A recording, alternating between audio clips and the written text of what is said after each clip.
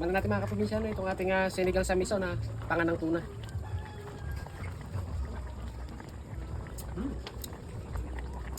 Goods na mga kaprobinsya, kain ta. Hanguin na natin. Kain na po tayo mga kaprobinsya. Ligo po muna tayo ng mainit na sabaw ng ating sinigang sa miso na pangan ng tuna.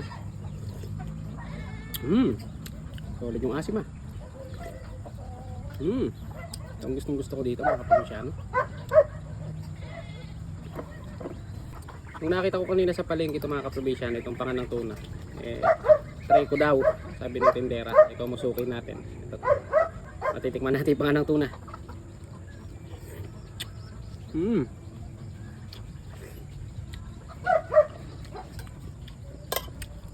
Malinamnam.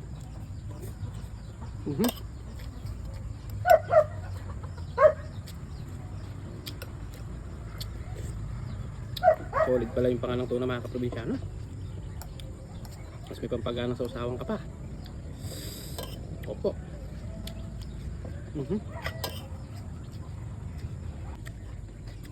Lasa.